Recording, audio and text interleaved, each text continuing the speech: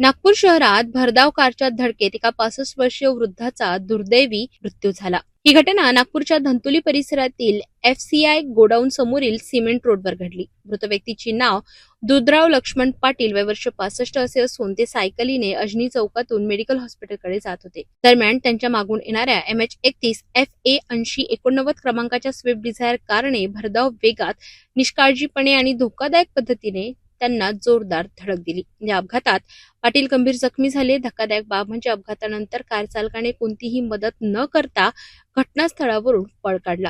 जखमी पाटील यांना तातडीने मेडिकल हॉस्पिटलमध्ये दाखल करण्यात आले, मात्र उपचारादरम्यान डॉक्टरांनी त्यांना मृत घोषित केले। या प्रकरणी पवन देवराव पाटील यांनी दिलेल्या तक्रारीवरून धंतोली पोलीस ठाण्यात आरोपी चालकाविरुद्ध गुन्हा दाखल करण्यात आलाय। पोलीस निरीक्षक शुभम बकाल यांच्या मार्गदर्शनाखाली पुढील तपास सुरू आहे। काल सकाळी 11:15 ते 11:30 वाजेदरम्यान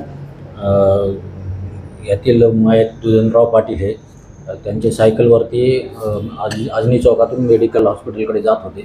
तेव्हा FCI गोडाऊन समोर मागून येणाऱ्या एका स्विफ्ट कार क्रमांक MH31 FA 8089 च्या चालकाने भरधाव वेगात निष्काळजीपणे मोटरसायकल चालवून दुधनराव पाटील यांच्या सायकलला मागून धडक दिल्याने ते गंभीर जखमी झाले होते। त्यांना उपचार कामी हॉस्पिटल येथे दाखल केले असता उपचारादरम्यान रात्री 11:30 वाजेदरम्यान ते मरण पावलेले आहेत। त्यांचे नातेवाईक पवन पाटील यांनी दिलेल्या तक्रारीवरून कार चालकावर गुन्हा दाखल करण्यात आलेला आहे। पुढील तपास करण्यात येत आहे।